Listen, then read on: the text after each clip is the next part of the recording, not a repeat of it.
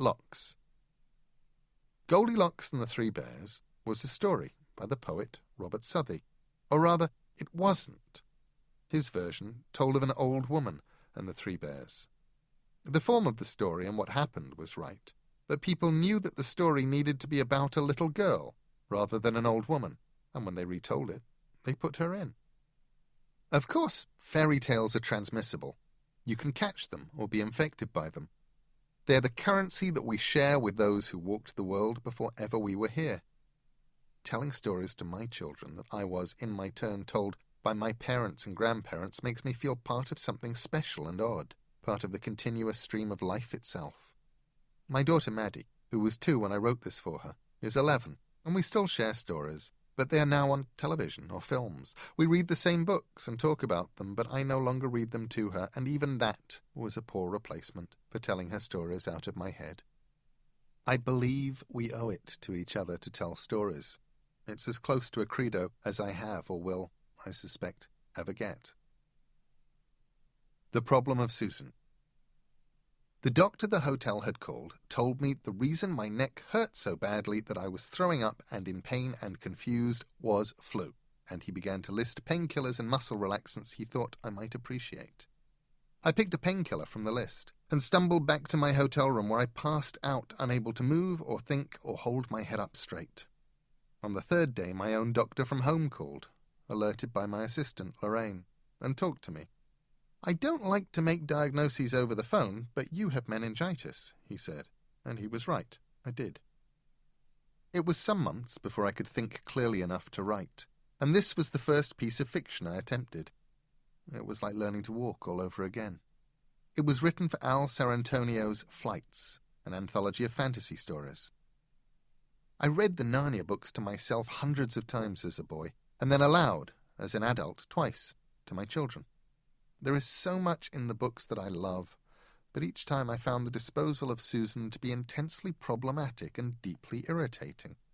I suppose I wanted to write a story that would be equally problematic and just as much of an irritant, if from a different direction, and to talk about the remarkable power of children's literature. Instructions. Although I put several poems into Smoke and Mirrors, my last collection, I had originally planned that this collection would be prose only. I eventually decided to put the poems in anyway, mostly because I like this one so much. If you're one of the people who doesn't like poems, you may console yourself with the knowledge that they are, like this introduction, free. The book would cost you the same with or without them, and nobody pays me anything extra to put them in. Sometimes it's nice to have something short to pick up and read and put down again, just as sometimes it's interesting knowing a little about the background of a story, and you don't have to read it either. And while I've spent weeks cheerfully agonizing about what order to put this collection into, how best to shape and order it, you can and should read it in any way that strikes your fancy. Quite literally, a set of instructions for what to do when you find yourself in a fairy tale. How do you think it feels? I was asked for a story for an anthology themed about gargoyles, and deadline approaching found myself feeling rather blank. Gargoyles, it occurred to me, were placed upon churches and cathedrals to protect them. I wondered if a gargoyle could be placed on something else to protect it, such as, for example, a heart. Having just reread it for the first time in 8 years, I found myself mildly surprised by the sex, but that's probably just general dissatisfaction with the story. My life. This odd little monologue was written to accompany a photograph of a sock monkey in a book of 200 photographs of sock monkeys called, not surprisingly, Sock Monkeys by photographer Arne Svensson. The sock monkey in the photo I was given looked like he'd had a hard sort of life, but an interesting one. An old friend of mine had just started writing for the Weekly World News, and I'd had much fun making up stories for her to use. I started wondering whether there was somewhere out there someone who had had a Weekly World News sort of a life. In Sock Monkeys, it was printed as prose, but I like it better with the line breaks. I have no doubt that given enough alcohol and a willing ear, it could go on forever. Occasionally, people write to me at my website to find out if I would mind if they use this or other bits of mine as audition pieces. I don't mind. 15 painted cards from a vampire tarot. There are 7 stories still to go in the major arcana, and I've promised artist Rick Berry that I'll write them one day, and then he can paint them. Feeders and Eaters. This story was a nightmare I had in my 20s. I love dreams. I know enough about them to know that dream logic is not story logic, and that you can rarely bring a dream back as a tale. It will have transformed from gold into leaves, from silk to cobwebs on waking. Still, there are things you can bring back with you from dreams: atmosphere, moments, people, a theme. This is the only time I can remember bringing back a whole story, though.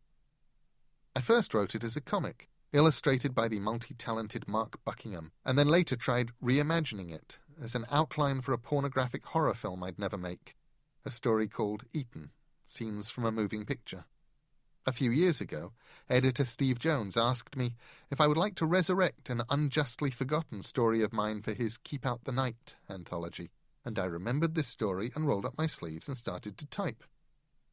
Shaggy ink caps are indeed wonderfully tasty mushrooms, but they do deliquesce into an unpleasant black inky substance shortly after you've picked them, which is why you will never see them in shops. Disease Maker's Croup. I was asked to write an entry in a book of imaginary diseases, the Thackeray T. Lambshead Pocket Guide to Eccentric and Discredited Diseases, edited by Jeff Vandermeer and Mark Roberts. It seemed to me that an imaginary disease about making imaginary diseases might be interesting. I wrote it with the aid of a long-forgotten computer program called Babel and a dusty leather-bound book of advice to the home physician. In the end. I was trying to imagine the very last book of the Bible. And on the subject of naming animals, can I just say how happy I was to discover that the word Yeti, literally translated, apparently means that thing over there. Quick, brave Himalayan guide, what's that thing over there? Yeti. I see. Goliath. They want you to write a story, said my agent some years ago. It's to go on the website of a film that hasn't come out yet called The Matrix. They're sending you a script. I read the film script with interest and wrote this story, which went up onto the web a week or so before the film came out and is still there. Pages from a journal found in a shoebox left in a Greyhound bus somewhere between Tulsa, Oklahoma and Louisville, Kentucky. This was written for my friend Tori Amos's Scarlet's Walk tour book several years ago, and it made me extremely happy when it was picked up for a Best of the Year anthology. It's a story inspired very loosely by the music of Scarlet's Walk. I wanted to write something about identity and travel and America, like a tiny companion piece to American Gods in which everything, including any kind of resolution, hovered just out of reach. How to talk to girls at parties. The process of writing a story fascinates me as much as the outcome.